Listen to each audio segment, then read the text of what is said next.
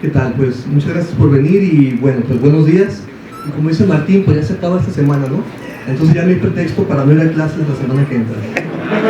Entonces, muchachos, pues yo soy egresado de acá de la facultad de, bueno, en mis tiempos era la facultad de ciencias.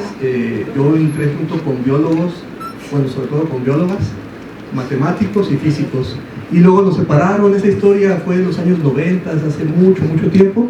Pero algo curioso es que en aquel tiempo no teníamos charlas de nada. Entonces, ahora me parece interesante que viene gente de fuera, la gente de aquí da charlas, y es algo que cuando yo estaba estudiante, pues yo deseaba y no había, ¿no? Entonces, por eso me da un doble gusto venir a hablar con ustedes sobre lo que vamos a hablar el día de hoy. Y vamos a hablar sobre fotometría, que es un conjunto de técnicas que se usan en astrofísica para averiguar cosas acerca de los objetos celestes. Y bueno, pues en el marco de la semana de las ciencias físico-matemáticas, vamos a ello, ¿no? Entonces, lo primero, ¿cuál es la herramienta, la materia prima que usamos los astrofísicos? Pues básicamente es la luz. Históricamente ha sido la luz nuestra materia prima, y la primera herramienta que usamos pues fueron los ojos, ¿no? No teníamos ni telescopios ni nada. Entonces solamente mirábamos los objetos y tratábamos de determinar cosas. Y lo primero que se descubrió fueron las periodicidades, ¿no? Que el día se iluminaba, luego se oscurecía, y después algunos días eran más largos, noches más cortas, y poco a poco se igualaban y luego se invertía, y a veces veíamos unas estrellas y luego veíamos otras. Y eso fue lo primero que aprendimos del cielo, y nos dimos cuenta que se relacionaba con la Tierra, que cuando ciertas estrellas se veían, pues hacía frío, o llovía, o no llovía, o los animales se iban o se venían, o como fuera, y vimos que había periodicidades. Y al paso del tiempo, lo que se hizo fue, se comenzó a tratar de entender qué era esa cosa que nos llegaba del cielo, la luz. Y obviamente para eso hizo falta que se desarrollara la física, ¿no? Pero bueno, ustedes son protofísicos, ¿qué les cuento de física? Entonces, ¿qué pasa con la luz que llega a la Tierra? Básicamente lo que puede entrar a la atmósfera son dos tipos de luz. Una es la luz visible, obviamente, pues por eso evolucionamos para ver luz visible, ¿no? Si no ingresara a la atmósfera, pues habríamos evolucionado para ver otro tipo de luz. Y la otra luz que logra entrar a la atmósfera son las ondas de radio.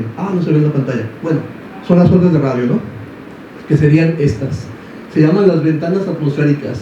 Ondas de radio ingresan, luz visible ingresa, y la infrarroja ingresa parcialmente.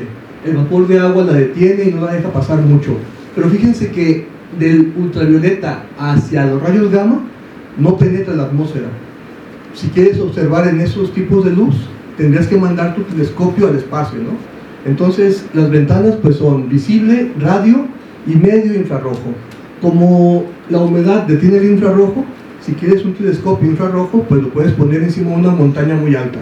Por ejemplo, Hawái, La Palma, ¿cómo se llama?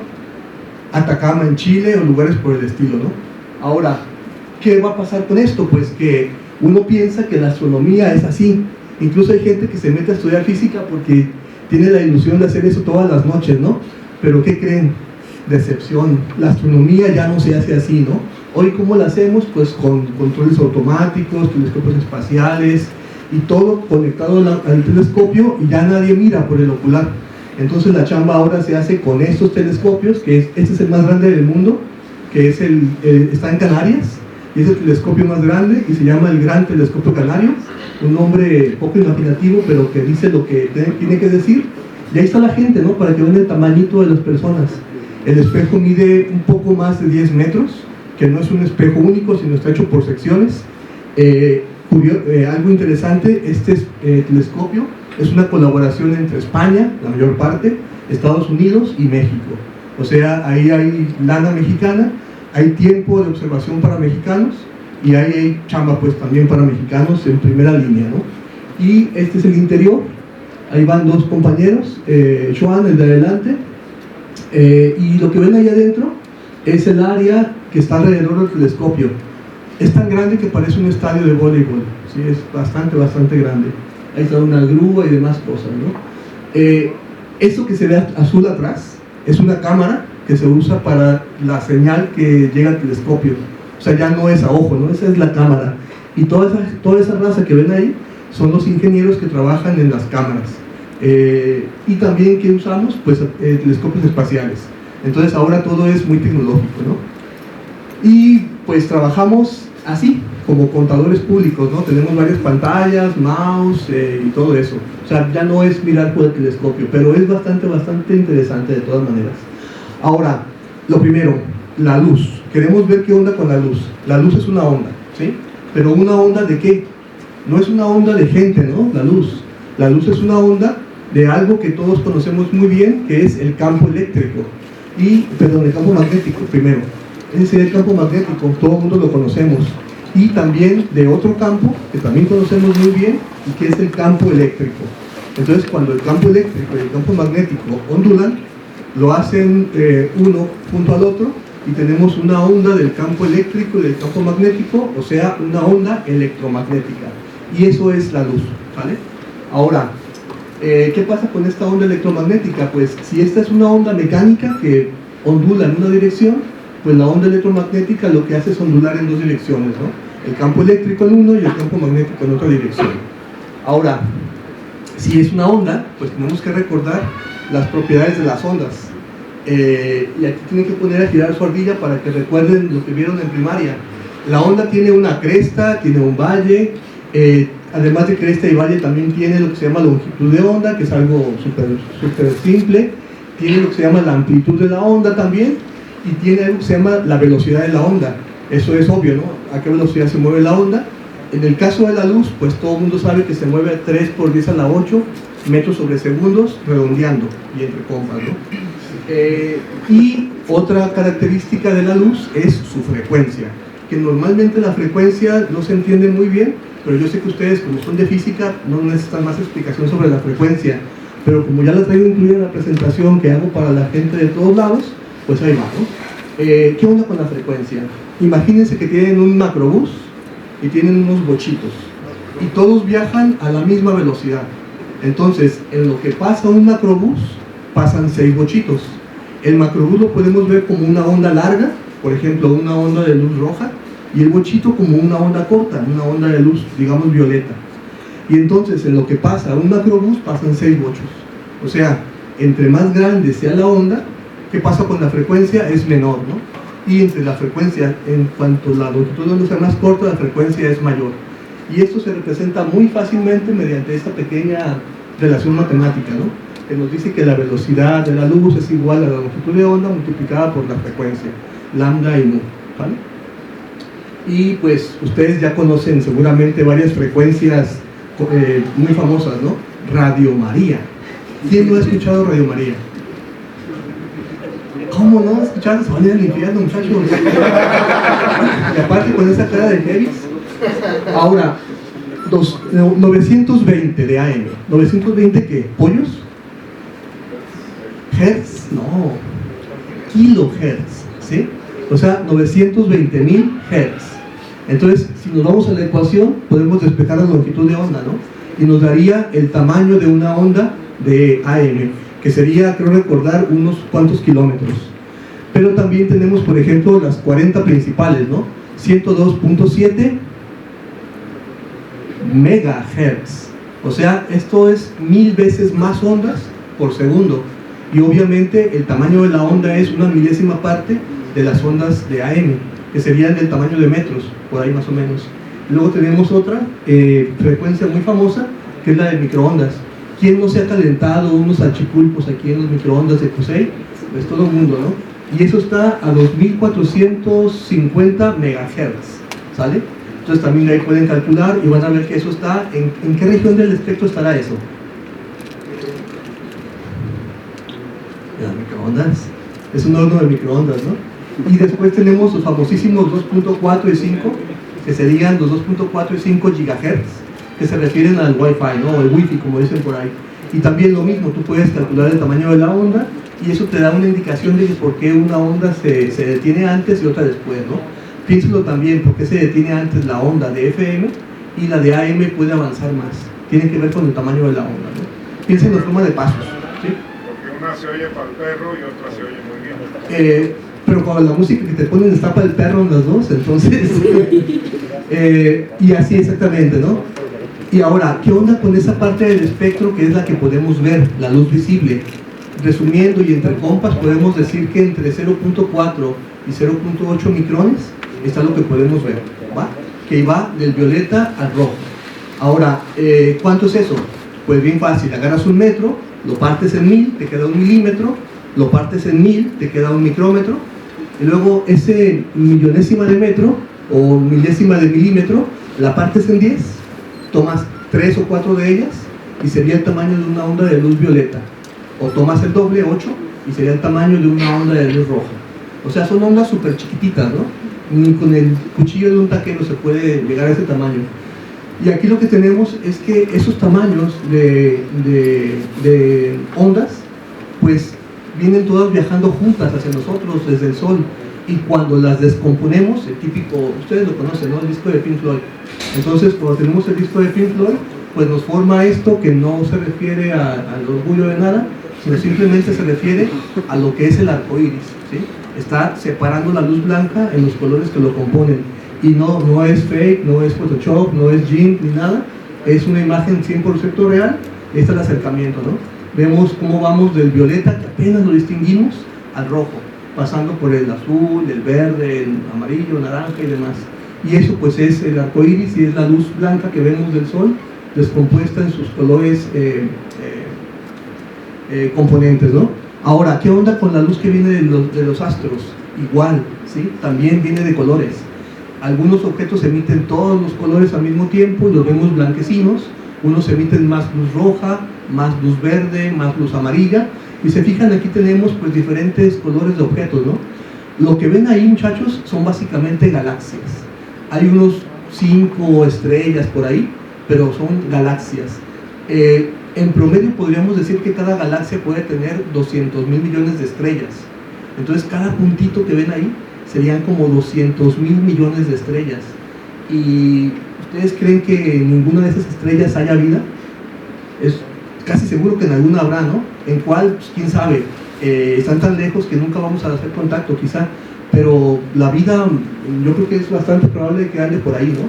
Pero fíjense, hay galaxias que son más naranjas, más violetas, más azules, y esos diferentes colores pues nos dan información de las galaxias, que ahorita vamos a ver cuál es esa información. Ahora, ¿qué pasa con la luz que se comenzó a recibir las estrellas? La gente decía, mira, esa estrella brilla un montón, esta brilla menos, y entonces quisieron hacer como un esquema en el que agruparon las estrellas de más brillantes a menos brillantes. Pero lo hicieron mal, lo hicieron como si fuera una liga de fútbol. Dijeron, la más brillante va a ser de categoría 1. Bueno, usaron la palabra magnitud, va a ser de magnitud 1. Luego las segundas más brillantes van a ser como de segunda división, o sea, magnitud 2. Y luego las terceras menos brillantes, magnitud 3 y 4 y 5. O sea, la más brillante tiene el número más pequeño, ¿se fijan? Y las estrellas menos brillantes tienen un número de magnitud más grande. O sea, la escala está invertida de como nosotros quisiéramos que estuviera. Ahora imagínense que tuviéramos toda esta gente nosotros, ¡ay Dios! Imagínense que tuviéramos toda esta gente y quisiéramos ordenarla de más chaparrito a más altote. Eso pasaba con las estrellas. Tenían estrellas y querían saber cuál era la más brillante, pero a puro ojo, no había aparatos para medir la luz. Si aquí quisiéramos ponerlos en orden de altura, pues podríamos sospechar que Benito era de los más chaparrines, ¿no? Y probablemente el rey sería el más alto, pero en medio a lo mejor nos fallaría, ¿no? A lo mejor esta chava es más alta que aquella, o que este, o no sé, algo, ¿no? Entonces, si ellos nunca los tienes al mismo tiempo frente a ti y no te dejan medirlos, determinar cuál es más alto y más bajo es complicado, ¿no? Entonces hubo que esperar hasta que se desarrollaron métodos de medición para que esos métodos de medición pudieran decirte cuánto brillaba cada estrella, y para eso pues tuvo que llegar la era tecnológica. Cuando finalmente se pudieron medir los tamaños, los brillos de las estrellas, resulta que ya estaba la escala hecha, y entonces las estrellas más brillantes pues tenían un número menor de magnitud y las menos brillantes un número mayor de magnitud. O sea, la escala ya estaba echada a perder, nada más había que refinar el número que había que asignarle a cada estrella, ¿sí? ese sistema de magnitudes se sigue usando, pero lleva errores. Muchas veces la gente dice una estrella de mayor magnitud cuando quiere decir mayor brillo. Entonces tendría que decir una estrella de menor magnitud, ¿no? Pero todavía incluso en los congresos de astrofísica la gente se cuatrapea y lo dice al revés, aunque todo el mundo ya sabe lo que quiere decir, ¿no? Y dice, está bien, no pasa nada. Entonces, ¿qué pasó aquí? Pues que si tienes una estrella, ¿sí? Digamos esa, que es una muy brillante, y tienes otra estrella que es menos brillante, y aquella es de magnitud 1, digamos, y esta es de magnitud 2, lo que hacemos es que decimos que la primera va a brillar 2.5 veces más que la segunda. ¿Y por qué 2.5 veces más y no 1 o 2 o 10? Porque si es un factor de 2.5, lo que va a pasar es lo siguiente: cuando tú tienes una diferencia de 2.5, tú puedes poner ese número en las magnitudes y te va a dar el cociente de brillos. Y lo bonito de esto es que cuando tienes una diferencia de 5 magnitudes, te da que la diferencia de brillo es un factor de 100, ¿sí? Entonces por eso se usa ese número, que puede parecer medio arbitrario al principio, pero tiene sentido. Entonces, entre una estrella de magnitud 1 y una de magnitud 6, que es lo que apenas alcanzamos a distinguir con el ojo en una noche bien oscura, pues habría una diferencia de brillo de 100 veces, ¿sí? Ahora, ¿qué pasa con esto? Pues que las magnitudes que podemos ver, como les decía, van desde los objetos más brillantes a los más débiles. Originalmente dijeron, la estrella más brillante va a ser magnitud 1, pero cuando ya hicieron las mediciones así exactas con aparatos, se dieron cuenta que convenía más agarrar una estrella que casi no cambiara de brillo, porque las estrellas cambian de brillo realmente, agarrar una que no cambiara de brillo y fijar ahí la magnitud 0, y de ahí números cada vez más grandes para estrellas menos brillantes, y números cada vez más chicos, o sea, negativos, para objetos más brillantes. Porque a pesar de que esto se ideó primero para estrellas, luego se aplicó a planetas, la Luna, el Sol y lo que sea, la ISS también, por ejemplo. Y lo que pasó aquí es que entonces Vega quedó con magnitud 0 y la estrella más brillante, Sirio, quedó con magnitud menos 1.4, creo, ¿sí? ¿Y qué pasó con los planetas que brillan más? Pues serían Marte menos 3 prácticamente, Venus menos 5, la Luna menos 13 y el Sol, digamos, menos 27, ¿sí? Porque es más brillante, aparentemente. Todos estos son brillos aparentes, ¿sí? No son brillos reales, porque realmente pues una estrella, por ejemplo, Sirio brilla mucho más que el Sol, nada más que al estar más lejos la vemos menos brillante, ¿no? Ahora, ¿y qué pasa con lo que podemos ver a simple vista? Pues es esto, ¿no? A simple vista podemos ver desde el Sol, el más brillante, que no se recomienda de todas maneras, hasta lo menos brillante, que serían estrellas de magnitud 6. Pero eso sería fuera de Guadalajara o de cualquier ciudad, en el campo donde no haya contaminación lumínica y que tengas buen ojo, ¿no? Si estás medio jodido de la vista, pues no vas a alcanzar a verla con magnitud 6. ¿Se acuerdan del famosísimo cometa verde del año pasado? Cometa verde, que velo, míralo hacia el norte y demás. Tenía magnitud entre 7 y 8. O sea, no se veía. Ni en el campo, con buena noche, se podía ver a ojo. Había que usar un telescopio. Y todos los periódicos estaban jode, vean, no se veía, ¿sí? Ahora, si quieres ver objetos menos brillantes, pues consíguete un telescopio. Uno pequeñito, un refractor pequeñito, te permite ver hasta Titán, que es magnitud 8. Uno ya más grande, un catadióptrico como ese de ahí, te permite ver incluso Plutón, que es magnitud 13.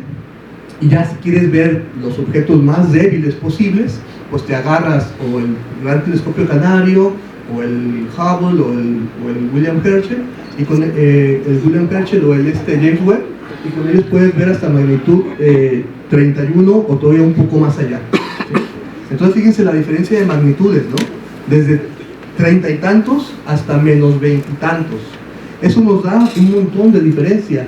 Aquí tenemos la misma escala, ese sería el límite del ojo humano, que sería 6, ¿sí? Y luego tendríamos lo que podemos y no podemos ver. ¿Y qué pasa? Pues regresando a la fórmula, como la diferencia de magnitudes desde el objeto más brillante al menos brillante que podemos ver es 56, eso nos dice que el factor de diferencia de brillo pues sería en realidad 2 por 10 a la 22. O sea, el Sol brilla esa cantidad de veces más que las estrellas más débiles que podemos ver. O sea, tenemos que tener aparatos que puedan trabajar en ese rango, desde objetos que puedan ver cosas muy tenues hasta objetos que puedan ver cosas muy brillantes sin saturarse, ¿sale? Ahora, alternativas a la medición de magnitudes, porque está bien chafa. Entonces la gente buscó nuevas clasificaciones de brillo, ¿no? Una son brillos solares. O sea, esta estrella brilla a tantas magnitudes, sí, pero también brilla 10 veces lo que el Sol, o la mitad del Sol, o 1000 veces lo del Sol, o 100.000 veces lo que brilla el Sol, ¿no? Entonces es otra forma de medir el brillo de las estrellas. Otra forma de medir el brillo es por conteos. ¿Cuántos fotoncitos me llegan a mi detector? Es otra manera diferente. No importa si el fotón es de cualquier longitud de onda. Otra forma de medir la luz que nos llega es en vatios por metro cuadrado, ¿sí? O sea, la cantidad de, como por ejemplo, ¿a qué les suena vatios por metro cuadrado? No sé si ya vieron algo que se llama la constante solar, que es la cantidad de potencia que recibimos aquí en la Tierra del Sol y que nos permite tener en un metro cuadrado encendidos creo que 14 focos de 100 watts, ¿sí? Entonces eso sería, ¿no?, la cantidad de energía que recibimos por metro cuadrado. Otra forma de medir la luz de las estrellas es en ergios por segundo por centímetro cuadrado, que en cuestión de dimensiones es lo mismo que arriba, nada más que en unidades imperiales. Algo curioso es que en astrofísica se siguen usando mucho las unidades imperiales. Ya ven que en física te están jodiendo de la vida, MKS, MKS, MKS. Bueno, en astrofísica resulta que ahí se usa mucho el imperial, ¿no? Pero bueno, es otra cosa. O también se pueden usar Janskins. ¿Y qué son Janskins? Es algo muy parecido, cuántos vatios recibimos por metro cuadrado, pero también por frecuencia, o sea, solamente en cierta frecuencia. O también se puede medir lo que se llama flujo espectral, que es lo mismo, cuántos vatios por metro cuadrado, pero por longitud de onda. Que básicamente el flujo espectral y Janskin es lo mismo, ¿no? Nada más que uno está expresado en frecuencia y otro en longitud de onda. El Janskin se usa mucho en radioastronomía. Si le preguntan a Ramiro o a Rossi, pues le van a decir que los Janskin son la onda, ¿no? Y el flujo espectral se usa mucho en infrarrojo, que es en lo que yo trabajo. Ahora, cualquiera de esos métodos es bueno para medir brillo de estrellas. Y los telescopios miden el brillo de estrellas, algunos en conteos, otros en magnitudes, otros en Janskins, otros en flujo, y es un caos, ¿sí? Cada telescopio te da información en diferentes unidades. Por eso estamos jode y jode con los estudiantes. Las unidades importan, ¿sí? Y ahí estamos diciéndoles, ¿qué hay pollos? ¿O qué están diciéndole, no? Y hasta que dicen metros. El mejor ejemplo es lo que pasó con una de las sondas de Marte, ¿no? Sí, el Mars Orbiter, ¿no? Que ya ven, esa historia está chida, ¿no? Que la NASA le pidió a los que hacen el F-35, Lockheed Martin, ¿no? Le dijo, oye, hazme un sensor para esta nave que va a orbitar Marte. Lockheed la hizo en Sistema Imperial. La NASA, como trabaja con otras agencias del mundo civilizado, trabaja con MKS, pero entre ellos no se entendieron. El sensor mandaba imperiales, la NASA en su máquina entendía MKS, y entonces el orbiter, cuando pensaba que estaba a buena distancia para comenzar a orbitar Marte, resulta que ya estaba encima de Marte y se estrelló. Y todo por las unidades, ¿no? O sea, las unidades importan, a final de cuentas. Ahora, ¿qué onda con la luz? La luz, como dijimos antes, tiene diferentes longitudes de onda, y la luz visible va entre 0.3, 0.4 y 0.8 micrones. Pero hay ondas más grandes, y más grandes, y más grandes, y más grandes, que serían, por ejemplo, el infrarrojo, las microondas o el radio. Pero también hay ondas más chicas, y más chicas, y más chicas, que sería el ultravioleta, los rayos X y los rayos gamma. ¿Vientos? Y ahora, cada uno de ellos, pues obviamente tiene tamaños que están ahí representados por cosas parecidas, pero también se relaciona ¿con qué? Con la temperatura del objeto que emite esa luz. ¿Y cómo podemos darnos una idea de esa relación entre temperatura y longitud de onda? Bien fácil. ¿Han ido al gym? Pero no me refiero a la cantina que está aquí en la 56, sino al gym de verdad, al gimnasio. ¿Han ido? Quizá han llegado al gimnasio bien motivados y comienzan a levantar la cuerda así, ¿no? Con una pinche hueva, ¿sí? Y entonces, ¿estás quemando calorías? ¿Estás sudando con eso? Pues básicamente no. Estás haciendo pato. Pero en eso, cuando estás ahí haciéndote pato, llega la persona que hace que se te acelere el ritmo cardíaco. Y entonces, ¿qué pasa? Ahora sí comienzas a quemar calorías, ¿no? Y comienzas a generar calor. Y hay más gasto de energía. Y entonces, ¿qué pasa con las ondas? se hacen más cortas, ¿se fijan? Porque se mueve más violentamente y la onda se acorta. Y si de repente esa persona se pone junto a ti en la cuerda de al lado, no, pues ya ni te cuento. Entonces ahí sí echas todos los kilos y entonces estás produciendo mucho calor y energía. Entonces aquí vemos cómo realmente procesos de baja energía producen longitudes de onda largas y procesos de alta energía producen longitudes de onda cortas.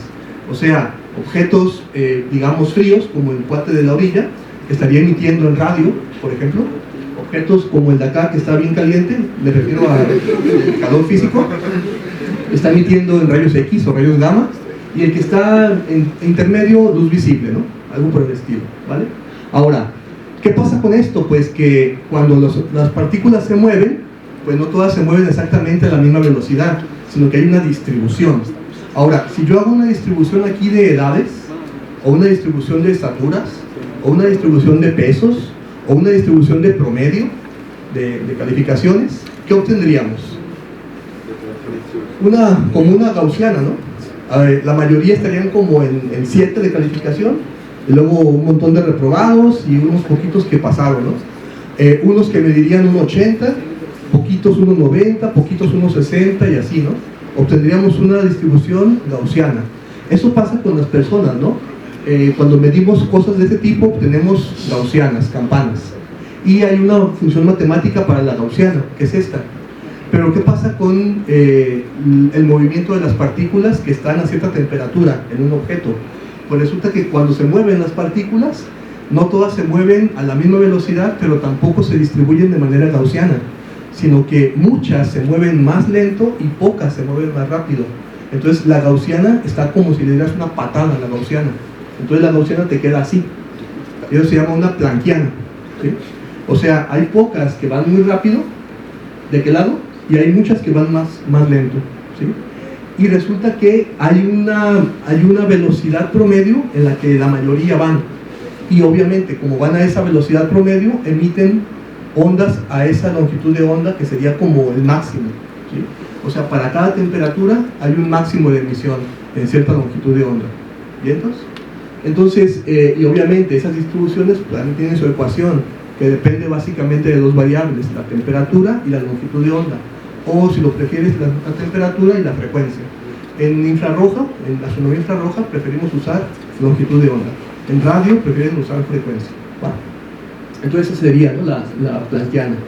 Ahora, ¿qué onda con esa planckiana? Pues que si la estrella es, digamos, de unos 3500 grados, digamos una estrella fría, pues su planckiana estará con la parte más alta cerca del rojo, ¿sí? Pero si la estrella es más caliente, tendrá la parte alta de su planckiana cerca del azul. Y entonces la primera estrella emitirá mucho azul y emitirá poco rojo, ¿se fijan? Y entonces la estrella se ve más azul. La estrella de abajo estaría emitiendo se pierde el láser ahí, estaría emitiendo más en el rojo y menos en el azul. Por eso la estrella de abajo se ve roja, porque la cantidad de luz azul que nos llega es poca y la roja es mucho, ¿va? ¿Y qué onda con la amarilla? Pues esa emite principalmente en amarillo, verde, por ahí, pero también emite mucho rojo y mucho violeta y mucho azul, y como emite mucho de todos los colores, la vemos casi blanquecina, ¿sí? Entonces, dependiendo de la temperatura, a la estrella la vemos más roja, si es más fría, o más azul, si es más caliente. Sí. ¿Y si tuvieran la misma cantidad de todas, fuese una estrella blanca? Blanca, exactamente, blanca. Y también hay unas estrellas que se ven blanquecinas azulosas, que son casi blancas, pero con un toque poquito mayor de azul, ¿no? Y también las hay blanquecinas un poco rojizas también. Y pues hay variedad, ¿no? Ah, eso me faltó decirles, en cualquier momento que quieran preguntar algo, ustedes pregunten con toda confianza, ¿no? Y entonces, ¿qué pasa? Cuando tenemos la combinación de todos los colores, tenemos eso que no sirve para un modular, pero es un experimento que se puede hacer bien fácil, ¿no? Se llama un disco de Newton.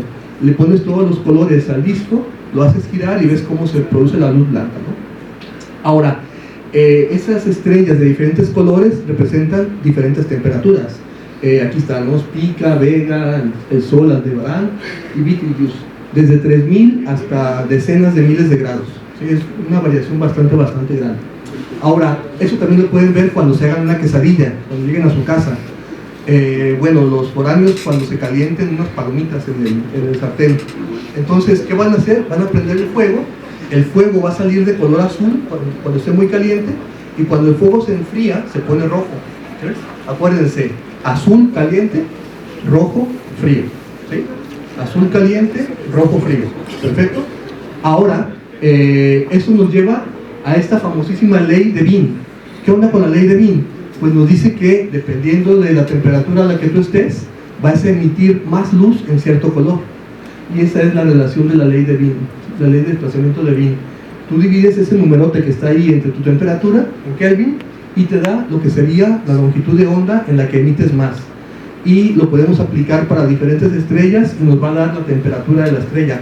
Obviamente tendríamos que ver cuánta luz emite la estrella en cada color, ¿no? Para encontrar el máximo y a partir de ahí hacer el cálculo y sacar la temperatura de la estrella. Y esa sería la relación de la ley de Bean, ¿no? Preguntilla, ¿cómo creen que se puede obtener la ley de Bean a partir de la Planckiana? Tarea de cálculo diferencial. ¿Sacarle qué? La derivada, ¿no? Sacas la derivada, la igualas a cero. Es más complicado que eso porque es una ecuación bastante complicada, pero por ahí va el camino, ¿no? Sacas la derivada, igualas a cero, y ahí vas a buscar con unas simplificaciones y buscas el punto donde la pendiente es cero, ¿no? O sea, es la parte alta de la Planckiana. Bueno, el caso es que lo haces así un poco más complicado que los acabo de platicar y encuentras esa ley de Bean. Ahora, ¿qué onda con los seres humanos? ¿También se nos aplica eso? Pues también, ¿sí? Por ejemplo, si tú sabes que el cuerpo humano está a 310 grados Kelvin, creo, recordar, entonces metes ahí el dato y te da que los seres humanos emitimos nuestro máximo a 9.4 micrones. Eso queda en el infrarrojo, ¿sí? Por eso cuando los mexicanos vamos cruzando la frontera, los gringos se ponen unos lentes que ven en 9.4 micrones y se ven todos los mexicanos que van pasando la frontera, ¿no? Y sobre muertos las coronas. Bueno, también los chinos, todo el mundo emitimos en 9.4, ¿no? Y ahí está bien fácil.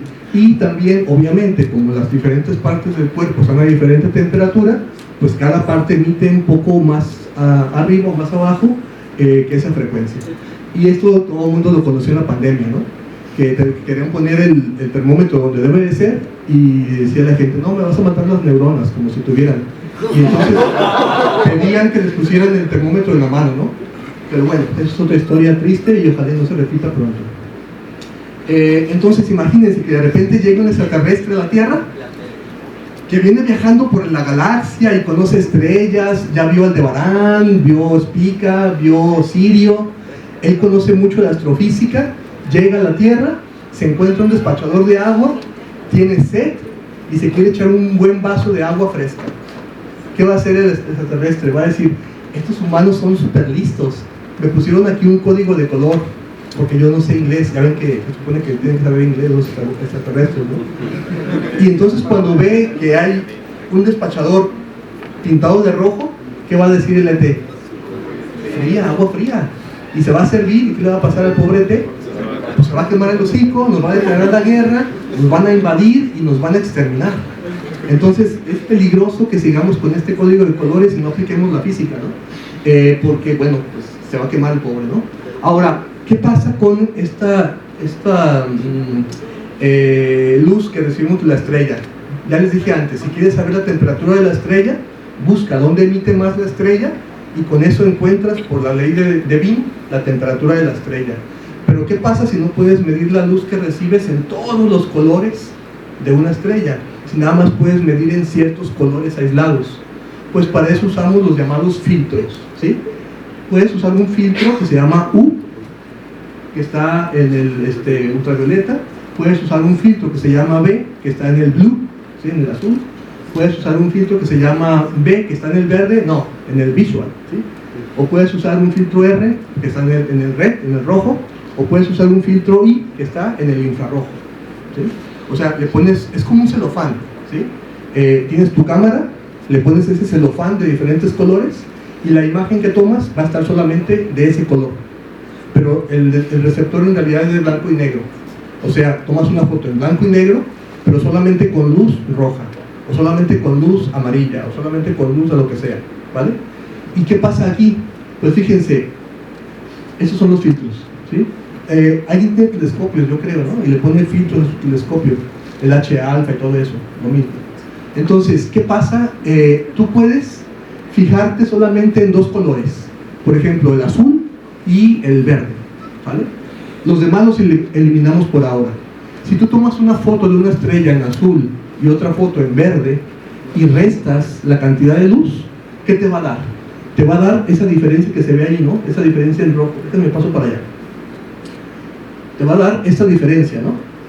Si la diferencia es pequeñita entre la luz en visual y en azul, pues quiere decir que esa estrella es una estrella de baja temperatura. Si la diferencia es un poco mayor entre este valor y este valor, es una estrella de mayor temperatura. Y fíjense que la diferencia entre la altura azul y verde va cambiando para cada temperatura. Entonces, de esa manera, tomando fotos solamente en dos colores, puedes saber la temperatura de la estrella. Y no tienes que tomar imágenes en todos los colores para encontrar el máximo. Y si la temperatura es todavía más alta, la diferencia es todavía mayor, ¿no? Y allá es todavía un poco mayor la diferencia. Y si la temperatura es mucho más alta, la diferencia otra vez se hace no tan grande. Entonces ahí puede haber un poco de ambigüedad. Pero no hay problema porque tienes un montón de filtros y escoges otro filtro que te permite hacer otro cálculo y con eso decidir cuál es la temperatura de la estrella.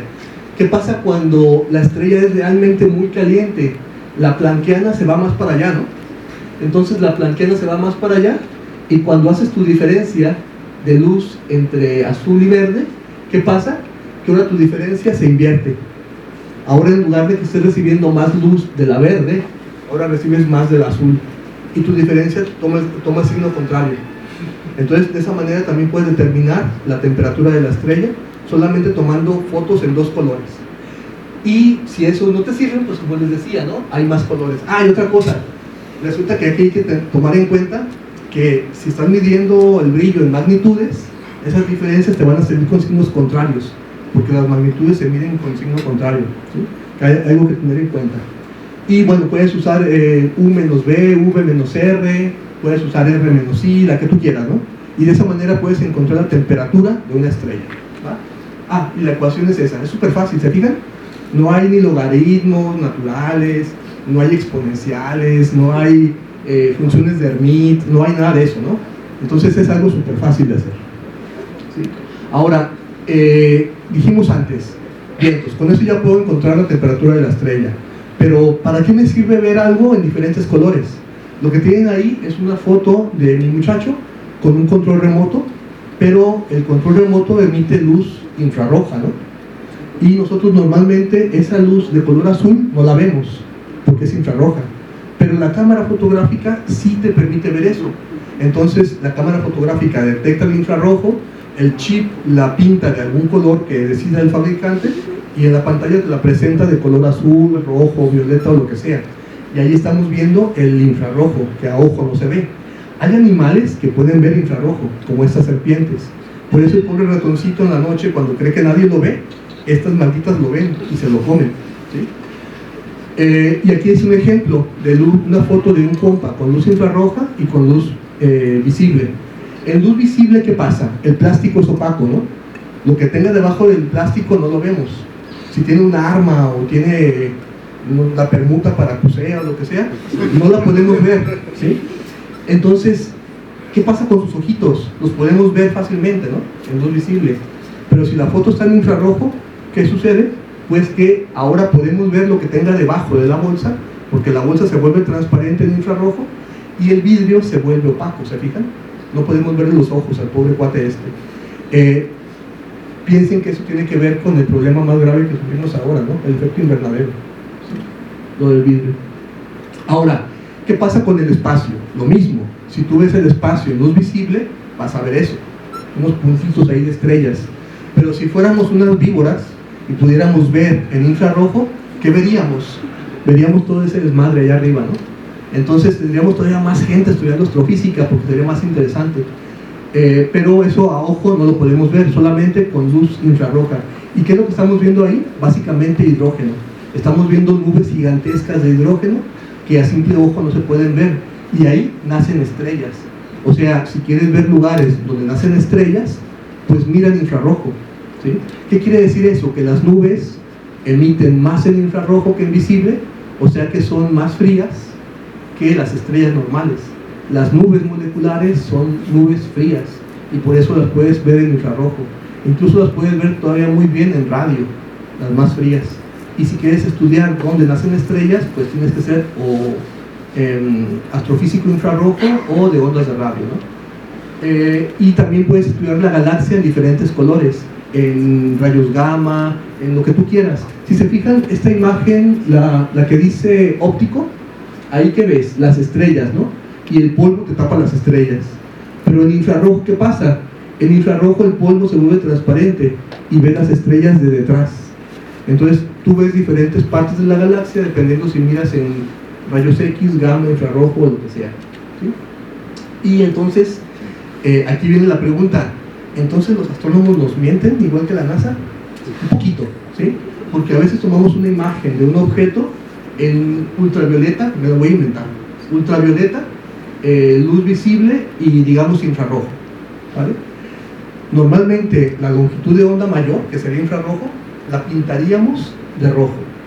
La longitud de onda menor, que digamos sea ultravioleta, la pintaríamos de azul. Y la intermedia la pintaríamos de verde, ¿va? Juntamos las tres imágenes y ¡tatán! Tenemos las imágenes chidas de Facebook, ¿no? Entonces, ¿tú verías esto en la realidad? Pues no, porque la parte que está pintada de azul no la verías porque es ultravioleta. La parte que está de rojo tampoco la verías porque es infrarrojo. Nada más verías la parte que está pintada de verde, que sería el visual, ¿no? Pero tampoco es mentira totalmente porque sí está ahí. O sea, sí es algo que está ahí, aunque no lo verías con tus ojitos que nada más ven luz visible. O sea, sí te estamos mintiendo en los colores, pero no en el fondo, ¿sí? O sea, te mentimos, pero no más tantito. Ahora, obviamente, para ver en todas las longitudes de onda, tenemos telescopios que observan en todas las longitudes de onda, ¿no? En tierra podemos observar en visible, dijimos, ¿no? En visible y en radio, ¿se fijan? Y si quieres observar las demás, al espacio, ¿sí? Pero fíjense que allá tenemos telescopios que supuestamente observan en rayos gamma. El GES y el futuro SWGO. Pero, ¿qué no habíamos dicho que los rayos gamma no llegan a la superficie? Entonces, ¿por qué hay telescopios de rayos gamma en la superficie? ¿Será que en realidad es un fraude, que nos están chupando el presupuesto para quedarse con él o qué? Pues bueno, esos telescopios son todo un rollo y son muy interesantes. A lo mejor un día podemos hablar de ellos, y usan un trucazo para ver rayos gamma desde la superficie. Ven rayos gamma sin ver rayos gamma, ¿sí? Es algo muy interesante, quizá luego lo podamos ver. Y bueno, ¿qué pasa con técnicas ya que explicamos qué es la luz, cómo la recibimos y demás? La segunda técnica fotométrica que vamos a ver es la que se usa para descubrir exoplanetas, ¿sí? Planetas que están fuera del sistema solar. Cuando un planeta se atraviesa entre nosotros y su estrella, lo que pasa es que la cantidad de luz que recibimos de la estrella baja un poco, ¿sí? Entonces la cantidad de luz baja cuando el planeta se atraviesa. ¿Cuánto se va a atravesar? Ahí se va a atravesar y la cantidad de luz baja, luego vuelve a subir. Y cuando el planeta va por detrás de la estrella, como refleja un poco de luz de la estrella, la intensidad sube un poco. ¿Se fijan? Ahí va subiendo, subiendo, subiendo, luego vuelve a bajar cuando pasa por detrás y así está fluctuando. Eso sería lo ideal, ¿vale? Lo ideal que pasa. Pero ¿qué pasa en la realidad? Que puede haber un chorro de planetas orbitando la estrella y tú tomas un montón de datos fotométricos de la estrella y los datos tienen errores, el sensor no jaló bien, la estrella está fulgurando, brilla más, brilla menos, y lo que tienes es un desmadre de datos fotométricos, un caos de datos. Lo que tienes se parece a esto, no se parece a lo que vimos antes, no es una línea súper bonita. Entonces, ¿qué se hace? Se limpia esta imagen, se le resta todas las fluctuaciones de los modelos de estrellas, se le quitan los errores y después de eso se compara con modelos ideales de exoplanetas que están pasando enfrente de una estrella. Esos son modelos ideales.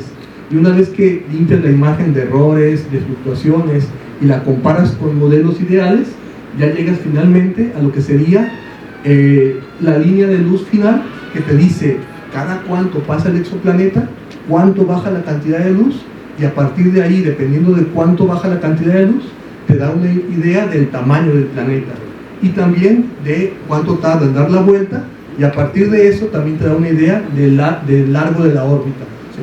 O sea, tú puedes saber qué tan lejos está el planeta, su tamaño y cuánto dura en orbitar. Son cosas interesantes de un exoplaneta, ¿no? Solamente captando la luz y haciendo estas cuentas. Otra cosa que se puede hacer con las estrellas, perdón, con la luz. Aquí es para estrellas que acaban de nacer, ¿sí? Estrellas recién nacidas, pero hay un caso curioso. Las supernovas es muerte de estrellas, ¿no? Una supernova es la muerte de una estrella, pero no sé si saben que la muerte de una estrella también forma estrellas nuevas. O sea, es como el ciclo del Rey León, donde la muerte de uno genera nuevos ciclos de nacimiento de estrellas. Por acá, lejos, explotó una supernova, y aquí había una nube molecular, y la explosión empujó la nube, y cuando la empujó se formaron esas estructuras que parecen como cometas, ¿fijan? Nomás que son súper gigantescas, son mucho más grandes que el sistema solar. Entonces lo que pasa ahí es que hay un montón de estrellas, y todas las estrellas que ven ahí son esos puntitos negros, ¿no? Pero algunos tienen circulitos verdes. ¿Qué quiere decir eso? Que son estrellas recién nacidas. ¿Cómo sabemos que son recién nacidas? Ahorita les voy a decir cómo. El caso es que queremos saber de esas estrellas recién nacidas, cuáles son más jóvenes que la supernova. Y entonces eso nos daría una indicación de que esas estrellas nacieron gracias a la explosión de la supernova, ¿sí? Por ejemplo, nuestro Sol nació gracias a una supernova, no sé si estaban enterados de eso. Y por eso tenemos altos contenidos de ciertos metales pesados. Y por eso tenemos tecnología, ¿no? Si no, no tuviéramos mucho hierro ni otros materiales. Ahora, pues vamos con esto, me lo voy a pasar un poco. Aquí está. Tenemos lo mismo, ¿no? Tenemos la imagen de una región de estas tomada en 5.8 micrones, en 8 micrones y en 24 micrones. Estas son fotografías tomadas con Spitzer, un telescopio infrarrojo. Cuando juntas todas las imágenes, te queda esto, ya en RGB.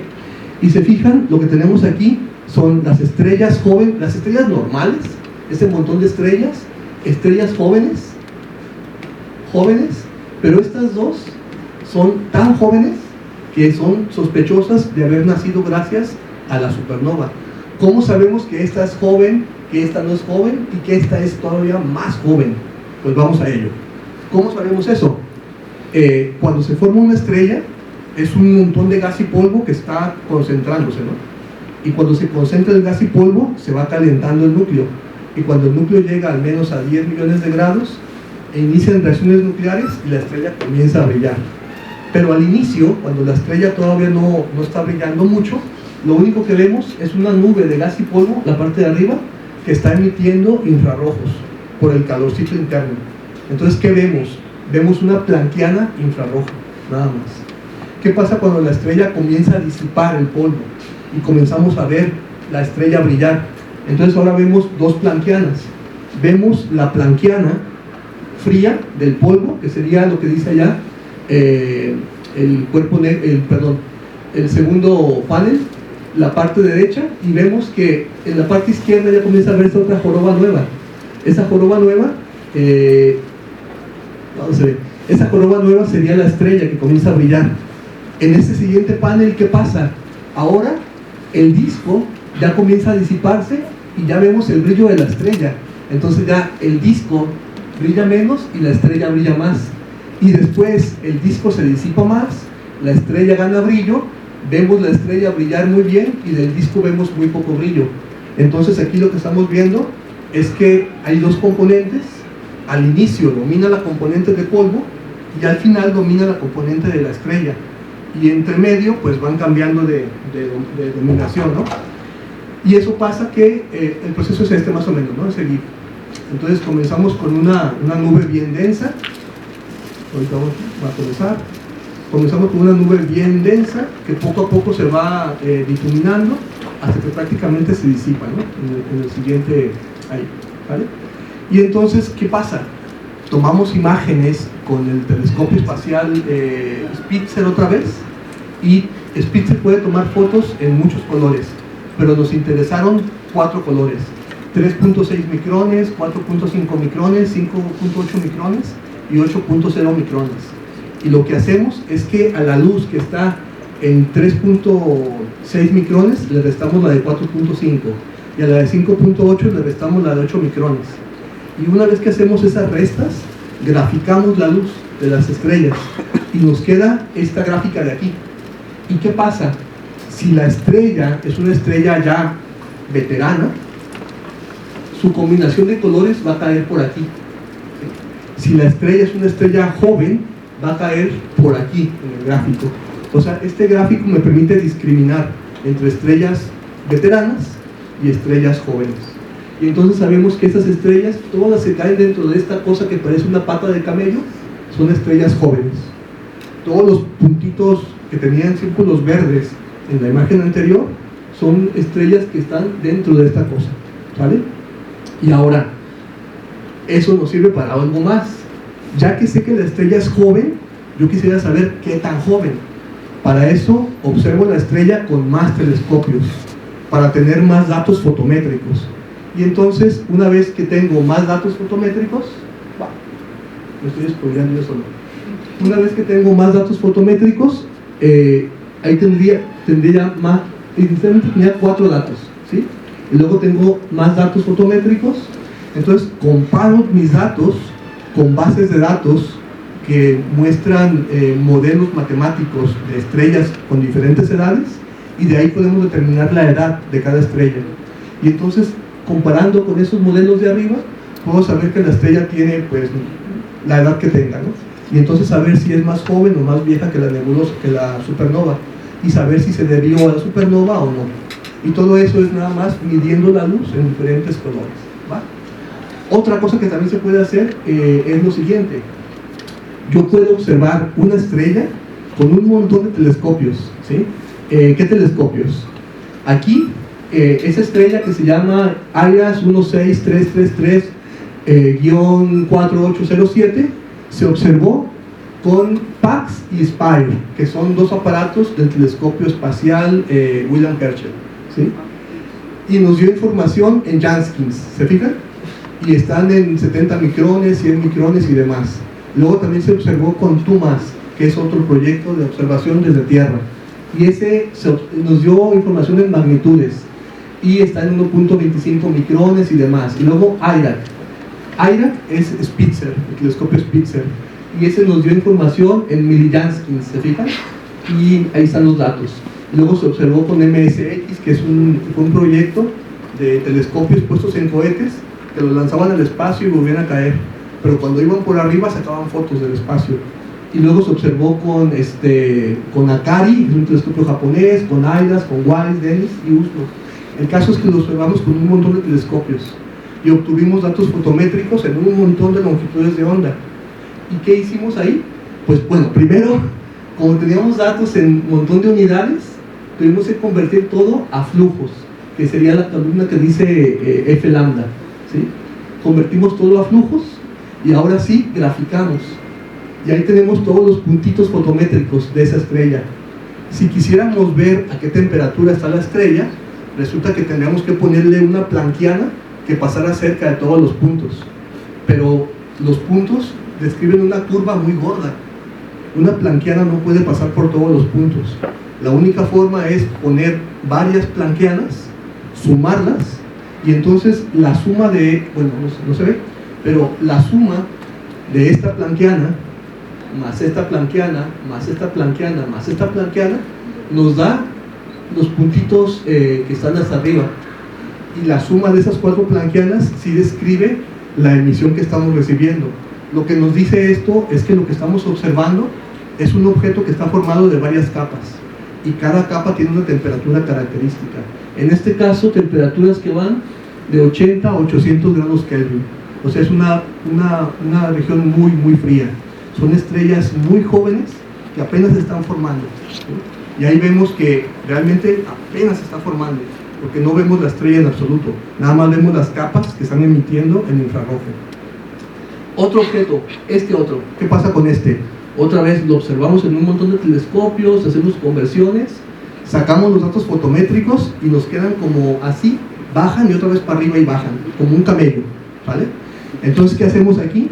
Aquí podemos ajustar nada más con dos planquianas, una planquiana más caliente y una más fría, y la que domina es la planquiana de aquel lado, la más caliente. Eso me dice que la estrella ya comienza a manifestar su emisión y que ya comienza a ganarle al polvo. O sea, es una estrella joven, pero un poco menos joven, ¿sí? Entonces ahí podemos ver también cómo podemos determinar la edad de una estrella que están haciendo simplemente con esta fotometría, ¿no? ¿Qué más? Las planetarias. Ahora vamos a hablar de estrellas que se están muriendo, ¿vale? Las planetarias son así, son muy bonitas de ver y las puedes ver por telescopio. Se conocen muchas planetarias. El caso es que debería de haber más de las que conocemos. Entonces hay una búsqueda de planetarias porque hay un déficit. El problema es que las que puedes ver y decir, ah, esa es una planetaria, ya todas se descubrieron. Ya nada más se pueden descubrir planetarias que a simple ojo no puedas distinguirlas como planetarias.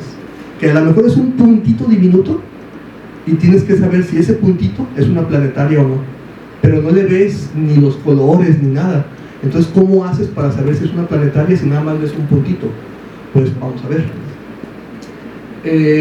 Una planetaria se forma así, ¿no? Una estrella comienza a pulsar, pulsar, pulsar. Las capas exteriores superan la velocidad de escape. Esas capas se desprenden, se van desprendiendo, desprendiendo. Queda el núcleo de la estrella, que está a decenas de miles de grados Kelvin. Emite ultravioletas. Y entonces la luz ultravioleta de la estrella central ioniza el gas que antes lanzó y queda esa nube de gas ionizado, ¿sí? Eso se llama la nebulosa planetaria, ¿no? Es una nube de gas ionizado. Bueno, esto se va a seguir y se va a ver como aquella de allá, ¿no? Que es esa planetaria. Entonces, ¿cómo hacemos para determinar si un puntito al que no le vemos forma es una nebulosa planetaria? Pues vamos a ver cómo lo hacemos. Para ello utilizamos el telescopio Akari, que es un telescopio espacial japonés, ¿sí? Akari creo que es el nombre también de un personaje de anime, porque cada que ponía Akari me salía una monita china en el internet. Otra vez, ¿no? Con Akari, ¿qué hicimos? Observamos todo el cielo con Akari. Bueno, Akari observó todo el cielo, todo el cielo, ¿vale? Lo observó en muchos colores. Lo observó en infrarrojo, en 9 micrones, 18, también lo observó en 65, 90, 140 y 160 micrones. En cada color detectaba estrellas o no detectaba estrellas. Y resulta que en el aparato que se llama IRC, que observó 9 micrones y 18, detectó 844,000 objetos, ¿vale? El otro aparato que se llama FIS, que observaba en 65, 90, 140 y 160, detectó 427,000 objetos, ¿vale? En total, ¿cuántos objetos se descubrieron? Pues se descubrieron 870,000 objetos. Obviamente, muchos de esos objetos son objetos conocidos, ¿no? La nebulosa de no sé qué, Sirio y todo eso, objetos conocidos. Pero de esos 870,000 objetos, muchos son objetos que están ahí, pero NPI, no podemos imaginar qué son, ¿sí? Entonces, como no sabemos qué son, quisiéramos saber qué son. Nada más vemos el puntito. Y lo que hicimos fue lo siguiente. A ver, de esos 870,000, el dato fotométrico a veces era de gran calidad y a veces era basura. Entonces lo que hicimos fue eliminar los datos fotométricos que eran dudosos y quedarnos con los datos fotométricos de gran calidad en 3 longitudes de onda, en 9 micrones, 18 y 90 micrones, y nos quedamos solamente con 9,900 objetos, ¿vale? De esos 9,900 objetos que queremos estudiar, tuvimos que hacer las operaciones para poner todo en flujo. ¿Y qué nos quedó? Nos quedó lo siguiente. Esos son catálogos de objetos conocidos, ¿no? Aquí hay catálogos de estrellas, catálogos de galaxias, catálogos de nebulosas planetarias y demás. O sea, hay colecciones de objetos de todo tipo aquí. ¿Y qué hicimos? Esos son los 9,900 objetos que detectamos con Akari y que sabemos que sus datos son precisos, ¿vale? Entonces, ¿qué hicimos? De esos, ¿cuáles están dentro de los catálogos de nebulosas planetarias? Pues todos esos, ¿sí?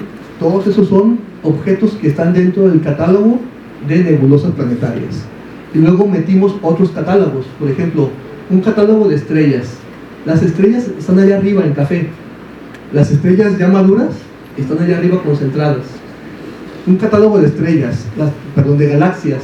Las galaxias están en color morado, ¿se fijan? ¿Y dónde quedaron las galaxias? Allá de aquel lado. Y luego las estrellas tipo jóvenes, las amarillas, están también allá. Entonces, ¿se fijan? Cada tipo de objeto quedó en diferente región del gráfico. Y lo interesante es que las nebulosas planetarias, se fijan, quedaron todas concentradas abajo, ¿sí? Esa elección de colores la hicimos a propósito para obtener eso, porque antes probamos con muchas combinaciones de colores y no nos separaban los objetos, hasta que encontramos esta combinación de colores que nos los separó, que discriminó. Y ya una vez con esa discriminación hecha, ahora sí podemos decir, las planetarias se acumulan abajo del gráfico, ¿sale? Entonces, en toda esta región de abajo, ahí hay planetarias, porque ahí no puede haber básicamente galaxias, porque las galaxias no emiten como ese tipo, las galaxias emiten de aquel tipo. Ahí no puede haber estrellas maduras porque no emiten así, emiten como allá arriba. Entonces, todos los puntitos grises que están en ese cuadro amarillo, seguramente serán, bueno, no seguramente, muy probablemente sean nebulosas planetarias, ¿sí? Todos los puntitos grises en el gráfico son objetos que no sabemos lo que son, ¿sale? Pero si aparte están dentro del cuadro amarillo, son candidatos a ser nebulosas planetarias. Bueno, pues con este estudio encontramos 67 nuevas nebulosas planetarias. Ahora tenemos que comprobar que sí lo sean y luego ampliar la zona, ¿sí? Y ahí hay chamba para quien quiera trabajar, ¿no? Esa es la zona que encontramos, y todos esos rombos amarillos que se ven ahí, pues son las nuevas nebulosas que encontramos. Este artículo se va a publicar apenas el mes que entra. Y bueno, eso, ¿no? Ahora, hicimos lo mismo. Resulta que las estrellas jóvenes primero tienen mucho polvo, ¿no? Y luego pierden el polvo. O sea, cuando son jóvenes, tienen la planquiana muy gorda. Y después tienen dos planquianas separadas, las jóvenes. ¿Qué pasa con las estrellas viejas? Al revés. Una estrella vieja primero es la pura estrella y luego forma la nebulosa alrededor. Entonces, en estrellas viejas, las que tienen dos componentes separadas son las nebulosas más jóvenes, y las que tienen la planquiana más gorda son las planetarias más viejas. Entonces, estas son proto-nebulosas planetarias y aquellas son nebulosas planetarias ya viejas.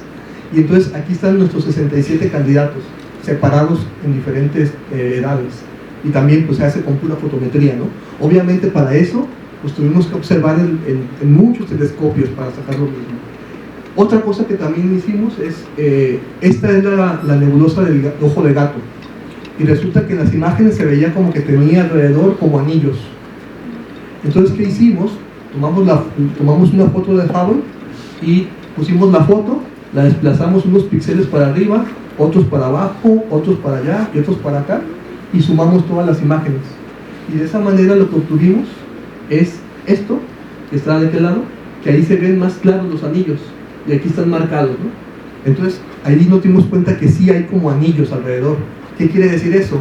Que hay como episodios en los que la estrella lanza material más abundantemente. Y entonces lo que hicimos con mecánica primero de impresión a la física, como consideramos que la velocidad es más o menos constante, es un movimiento rectilíneo uniforme, y de esa manera determinamos los tiempos en los que se habían emitido cada uno de los discos de materia, y eso lo hicimos de la siguiente manera. ¿Qué hicimos? Esa es la nebulosa.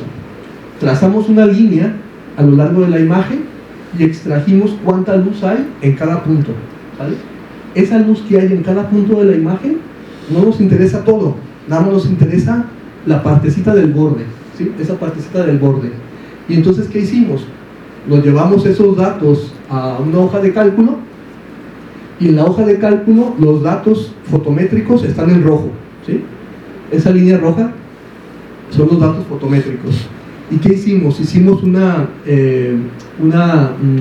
línea teórica que siguiera la parte baja de la línea roja. Y después, ¿qué hicimos? Restamos. A la línea roja le restamos la línea negra que hicimos de manera sintética, y lo que nos quedó es lo siguiente, eso de ahí.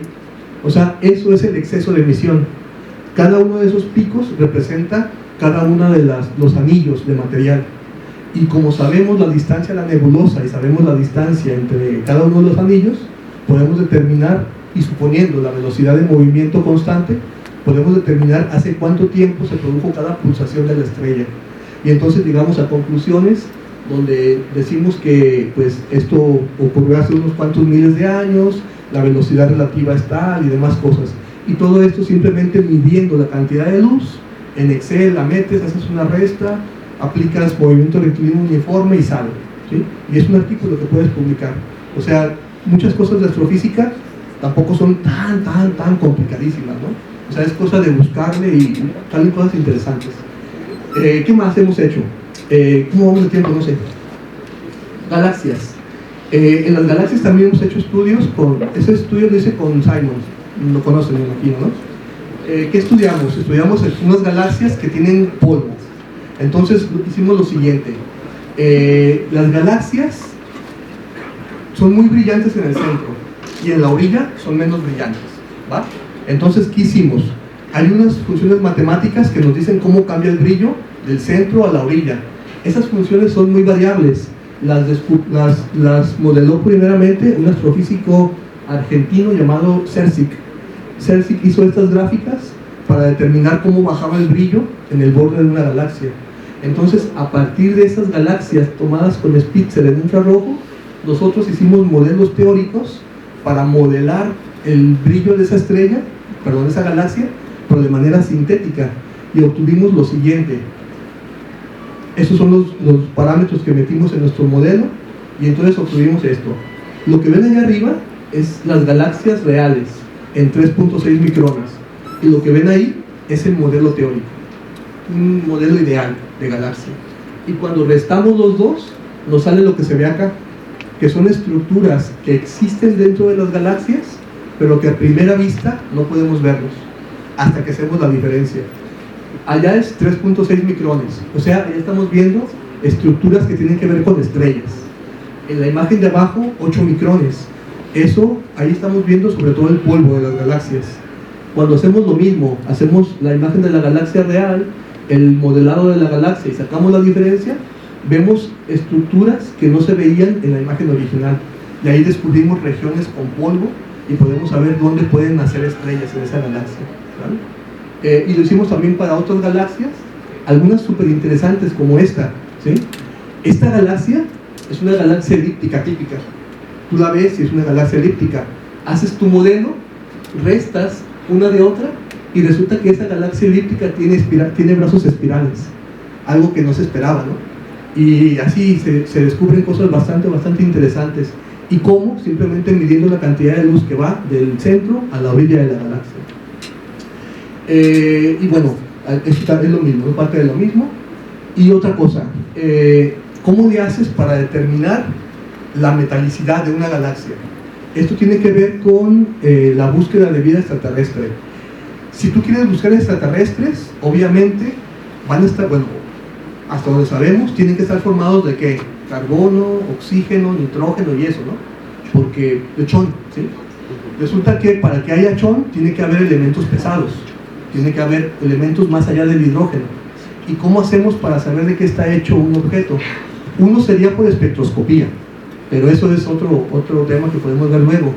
Aquí vamos a determinarlo por fotometría, ¿sí? Cuando tú observas una cierta región del espacio y la observas en dos colores, que sería en visible y en infrarrojo, tú puedes hacer esta gráfica haciendo la resta contra el visible y de esa manera obtienes estas gráficas. Y estas gráficas te dicen la cantidad de elementos pesados que hay en una parte de una galaxia. Si el dato está por allá, quiere decir que hay muchos elementos pesados. Si el dato está por acá, hay pocos elementos pesados. Entonces yo puedo ver una galaxia y decir, ¿sabes qué? Aquí es casi puro hidrógeno, ahí no vas a encontrar vida, a menos que hayan surgido por acá y hayan migrado para allá.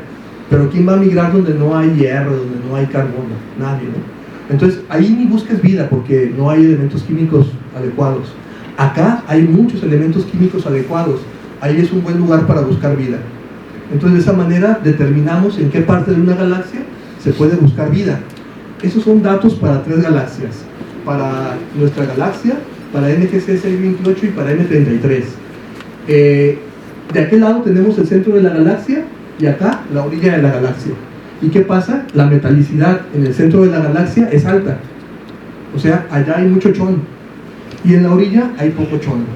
Entonces, esta galaxia tiene mucho chon en el centro, esta también y esa también. Y en la orilla, poco. Si quieres buscar vida, ¿a dónde vas a ir? Al centro de la galaxia, ¿no? Porque ahí es donde hay elementos químicos donde se puede formar la vida. Pero hay un problema. Y esto se saca con pura fotometría, ¿no? Pero hay un problema. En el centro de las galaxias, ¿qué suele haber? Agujeros negros supermasivos, ¿no? Que están lanzando chorros y chorros de rayos X y de rayos gamma.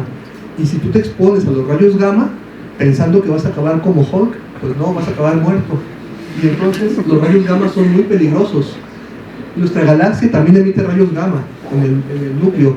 Entonces resulta que el núcleo tiene muchos elementos pesados, es bueno para que surja la vida, pero hay mucha radiación, es malo para que la vida pueda sostenerse. Entonces, entre más lejos del centro, mejor. Y aquí el asunto está en que estamos jodidos, porque cerca del centro sí hay elementos pesados, pero hay mucha radiación. Lejos del centro, pues no hay radiación, pero tampoco hay elementos pesados. Entonces, ¿cuál es el lugar ideal para que haya vida? Pues resulta que usted está ahí en la galaxia y la zona de habitabilidad está ahí, ni muy al centro ni muy a la orilla, ¿vale? Y esta zona de habitabilidad además es dinámica, va cambiando con el tiempo y es un tema súper interesante del que quizá podamos hablar luego, pero sobre todo un tema que no está resuelto, que hay mucho estudio sobre él. Este tema de investigación surgió apenas en 2001. El paper fundador de esta línea es de ese año, de González, y fue el primer paper en esta área, y ahí casi nada se sabe, hay mucho trabajo ahí. Entonces, esa sería la zona de habitabilidad. Si quieres buscar planetas con vida, hay que buscarlos ahí, en ese disco. ¿Y dónde buscó Kepler? Exactamente en esa dirección, el telescopio espacial Kepler. O sea, los que hacemos zonas de habitabilidad somos como los perros de casa. Apuntamos hacia donde hay que buscar y ya los que buscan exoplanetas buscan ahí, ¿no? Y otra cosa que se hace con fotometría es esto. Este satélite se llama Gaia, está tomando fotometría de todo el cielo, pero con mucha precisión. Entonces a cada estrella le toma una imagen, toma su fotometría en 2 colores, como se ve ahí, esos 2 colores. Y lo hace con tanta precisión que logra detectar si la estrella se mueve entre una toma y otra. Y con eso está determinando el movimiento propio de las estrellas. Y gracias a ello se está haciendo un mapa de la galaxia, un mapa dinámico, en el que sabemos cada estrella hacia dónde se va moviendo. Bueno, no cada estrella, es un censo, solamente el 1% de las estrellas. Pero eso es información suficiente. Cuando quieren saber quién va a ganar la elección, no le llaman a todos los mexicanos, ¿no? Le llaman solamente a una muestra. Entonces aquí es igual, una muestra de las estrellas, pero nos da una buena información de cómo se mueve la galaxia. Nos da tan buena información de cómo se mueve la galaxia que eso ha servido, en parte, no totalmente, para determinar que nuestra galaxia no es plana. ¿Se acuerdan que pensábamos que la galaxia era plana como la Tierra? ¿O no? ¿Funciona? Bueno, pues la galaxia tampoco es plana, ¿sí? La galaxia está chueca. Este es el plano de la galaxia, que ya no es plano, se parece al sombrero de gato con botas, ¿sí? O sea, de un lado se va hacia arriba y del contrario se va hacia abajo. Y todo esto se está refinando gracias a los datos de Gaia. Y también, ¿no? Gaia no toma imágenes, nada más toma datos fotométricos. Y con eso se hacen los mapas. ¿Qué más se hace con fotometría? Ya para terminar, muchas cosas que ya no pudieron caber en la presentación, ¿no? Si quieres saber la distancia a una estrella o una galaxia, puedes usar estrellas cefeidas, porque las cefeidas cambian su brillo. Si detectas cómo cambia el brillo de la estrella, si el brillo cambia muy rápido o muy lento, tú puedes saber si la estrella es más o menos brillante, y a partir de eso saber si está más lejos o más cerca, y puedes determinar distancias con el puro cambio de brillo de las cefeidas, porque las cefeidas Entre más sea su periodo de cambio, más es su brillo real, ¿no? También tú puedes determinar qué tipo de supernova estás viendo, porque cuando la supernova explota, no todas bajan su brillo igual. Si tú mides el brillo de la supernova a lo largo del tiempo, vas a ver que unas bajan de volada su brillo y otras lo bajan un poco, lo mantienen y luego lo vuelven a bajar. Y de esa manera, contabilizando la luz en cada momento, puedes saber si era supernova tipo 1 o tipo 2 o lo que sea. También lo que se puede hacer muchas veces, que se hace, es que hay telescopios antiguos que tomaban imagen nada más, pero no tomaban fotometría. Entonces tú puedes agarrar imágenes viejas de telescopios, los llevas a la computadora y por medio de comparación con el fondo sacas la fotometría de esas estrellas con misiones viejas que no se podían usar antes, ¿no? También esto es un trabajo que hemos hecho. Y pues finalmente todo esto que les he platicado es sobre la luz, ¿sí? Y cómo midiendo la luz podemos obtener información. Pero resulta que actualmente se viene una revolución en que vamos a tener astronomía que no tiene que ver con la luz. Bueno, tiene que ver un poco con la luz, pero es astronomía que no se hace con luz. O sea, la luz ya no va a ser la herramienta principal. Bueno, la principal, pero no la única. Actualmente tenemos que la astronomía con luz, gamas y todo eso va a ir pasando de moda. Seguirá siendo importante, pero va a pasar un poco de moda. ¿Y qué es lo de hoy? Astronomía con ondas gravitacionales y con partículas, ¿sí? Ejemplos de ello. Y aquí, ¿qué quiere decir? ¿Que los que se dedican a la óptica van a quedar fuera? No necesariamente, porque fíjense, ¿qué va a pasar ahora? Tenemos el Super Kamiokande. Es un telescopio que detecta neutrinos. O sea, no ve con luz, ve con neutrinos. Y cuando llega el neutrino, ese neutrino entra a ese tanque gigante que está metido en esa montaña, y entonces este tanque que está lleno de agua produce flachazos. Esos detectores ven el flachazo y sacan mediante cálculos de dónde llegó el neutrino, y con eso se puede saber que una supernova explotó, porque cuando una supernova explota, el neutrino nos llega antes que la luz. O sea, ¿viaja más rápido que la luz? No, lo que pasa es que el neutrino sale un poco antes, y como casi no tiene masa, viaja casi a la velocidad de la luz. Entonces viene, joda el neutrino, y detrás viene la luz alcanzándolo, pero a veces nos llega primero el neutrino. Entonces recibimos el neutrinazo, se detecta de dónde viene, y todo el mundo mire para tal lugar para ver la supernova, y ya ven la supernova, ¿vale? Otra posibilidad es el Ice Cube, que ese está en la Antártida, pero es lo mismo. Ese es el edificio del telescopio, pero el telescopio está abajo. Ahí está el telescopio, el edificio está allá arriba, y en el hielo de la Antártida hay un cubo de 1 kilómetro por lado, lleno de fotodetectores, también para detectar neutrinos. Y la otra posibilidad es ondas gravitacionales. Cuando dos estrellas de neutrones o agujeros negros chocan, producen ondas gravitacionales. Y hay telescopios que, bueno, no les llaman telescopios, pero les llaman LIGO y cosas por el estilo, que lo que hacen es detectar esas ondas gravitacionales, ¿no? Llega la onda gravitacional, comprime el espacio y se detecta la onda gravitacional. Entonces vamos a poder observar también en ondas gravitacionales, y vamos a poder observar en partículas, ¿no? ¿Y qué es lo mejor de todo esto? Que como hay nueva tecnología que viene en camino, hay muchas cosas que no sabemos, pues hay un chorro de vacantes. La bronca es que te paguen, ¿no? Pero vacantes hay, ¿no? Entonces hay chamba y hay muchos grupos de investigación. ¿Y quiénes son los que impulsan los grupos de investigación? Pues aunque los investigadores viejos están ahí, los chavos son los que tienen las nuevas ideas, los que son más diestros en informática y generalmente traen ideas nuevas, ¿no? Entonces vacantes hay un montón, becas sigue habiendo, o sea, hay quizá menos, pero sigue habiendo becas, o sea, hay muchas cosas que hacer, ¿no? Y además puedes viajar a lugares bonitos, hacerte fotos chulas, tan chulas que luego Brian May las quiere copiar, ¿sí? Entonces, hay mucho que hacer, ¿no? En eso de la astronomía.